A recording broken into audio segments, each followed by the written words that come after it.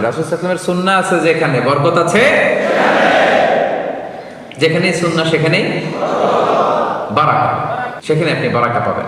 যে কোনো সুন্নাহ, like Sunnah of eating, Sunnah of sleeping, Sunnah of travelling, Sunnah of trading, খাওয়া, ঘুমানো, সফর করা, ব্যবসা, কাজ করা, যে কোনো কাজের ক্ষেত্রে সুন্নাহ মানলেই ওটার মধ্যে বরকত আছে না? নেই? সুন্নাহর সাথে সবসময় নিজেকে জড়িয়ে রাখবেন। যেমন সুন্নাহ অফ ইটিং, খাওয়ার সময় সুন্নাহ মানলে কি বরকত পাওয়া যায় একটু দেখেন। এক সাহাবী এসে বলে, ইয়া রাসূলুল্লাহ, ইন্না নাআকুলু ওয়ালা নাশবা। হে আল্লাহর রাসূল, আমরা খাই কিন্তু পেট ভরে না। এরকম অনেক সময় হয় না? হয়। কার কার হয় দেখি? খাইলেও পেট ভরে না, দেখি কার কার। সাহস করে দিয়ে একজন হাত তুলেও ফেলছে।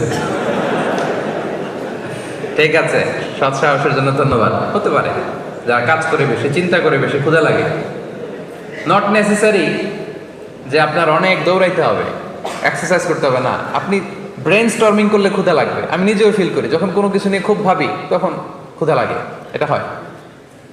তো এই সাহাবীরা কি চিন্তা করেন, কি সিম্পলিস্টিক লাইফ লিড করতো। মনে যা আসছে নবীরে বলে ফেলছে, এ রাসূলুল্লাহ, ইন্না নাআকুলু ওয়ালা নাশবা। রাসূল, আমরা খাই কিন্তু পেট ভরে না। পেট ভরে না কেন? তো রাসূল সাল্লাল্লাহু আলাইহি ওয়াসাল্লাম দেখেন কি বলে। রাসূল সাল্লাল্লাহু আলাইহি ওয়াসাল্লাম বললেন, লাআল্লাকুম তাআকুলুনা মুতাফাররিকিন। মনে হয় তোমরা একা একা খাও, একসাথে খাও না। মনে হয় তুমি একা একা খাও, মেবি ইউ ইট অ্যালোন, একসাথে মনে হয় খাও না। ওই সাহাবী বলে, না, হ্যাঁ ইয়া রাসূলুল্লাহ, আমি আসলে একা একা খাই, অন্যদের সাথে বসে মিলেমিশে খাই না। তখন রাসূল সাল্লাল্লাহু আলাইহি ওয়াসাল্লাম খাবারের সুন্নাহ শিখিয়ে দিলেন, দ্য এটিকেটস অফ ইটিং। তিনি বললেন, ইজতামিউ আলা তাআমিকুম, না না না, একা একা খেও না, খাবার নিয়ে একসাথে সবাই বসবা। ওয়াযকুরু ইসমাল্লাহি আলাইহি, খাওয়ার আগে বিসমিল্লাহ বলবা। ফাইন্নাহু ইউবারাকু ফি, তাহলে তোমাদের খাবারে বরকত ঢুকায় দেওয়া হবে। এবার বুঝছেন সুন্নাহ মানলে কিভাবে বরকত পাওয়া যায়? দেখেন খাওয়ার ক্ষেত্রে আরো রাসূল সাল্লাল্লাহু আলাইহি ওয়াসাল্লাম কি ইনস্ট্রাকশন দিয়েছেন। তিনি বলেছেন, আহাব্বু তাআমি ইলাল্লাহি মা কাসরাত আলাইহিল আইদি, আল্লাহর কাছে সবচেয়ে প্রিয় খাবার ওইটা যেই খাবারে অনেকগুলো হাত পড়ে। এক প্লেট নিয়ে শুধু এক হাত দিয়ে খাচ্ছেন, এটা আল্লাহর কাছে পছন্দ না। একটা খাবার নিয়ে অনেকগুলো মানুষ বসে চারদিক থেকে নিয়ে নিয়ে খাচ্ছে, এই খাবারটা আল্লাহর কাছে বেশি প্রিয়। সুবহানাল্লাহ। তাহলে একা একা খাবেন না, বাসায় যে স্ত্রীকে নিয়ে খাবেন, ছেলে মেয়েদের নিয়ে খাবেন, বাবা মাকে নিয়ে খাবেন, বন্ধুদের একসাথে খাবেন। এবং খেয়াল করে দেখবেন, একা একা খেলে যে টেস্ট পাওয়া যায়, কয়েকজন মিলে খেলে এটা টেস্ট বেড়ে যায় কয়েক গুণ। কি বলেন?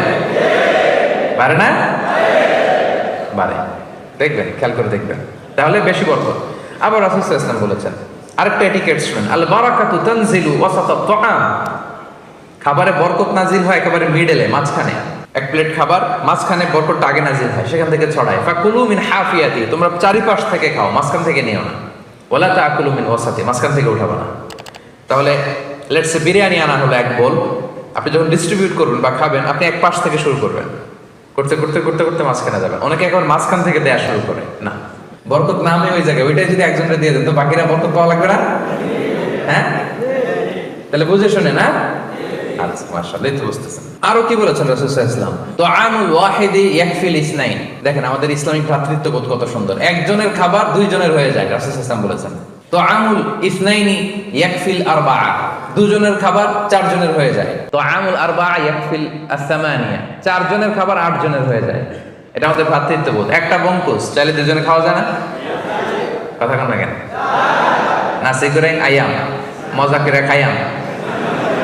তো নাসি গোরেং আয়াম নিয়ে আসছেন আপনি এক বক্স, এটা দুজনে মিলে খাইলে হবে না? হবে না? এটাই শিখেছে ইসলাম আমাদের। আনলাম, তুমি একটু আমি একটু, ভাগ করে হয়ে গেছে খাবার।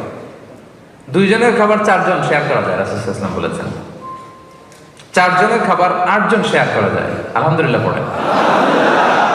কি সুন্দর এটিকেটস তিনি আমাদেরকে শিখিয়েছেন। তাহলে আমরা জানলাম, এটা তো শুধু খাওয়ার ক্ষেত্রে আমি বললাম, এরকম সব কিছুর ক্ষেত্রে রাসূল সাল্লাল্লাহু আলাইহি ওয়াসাল্লামের সুন্নাহ আছে না?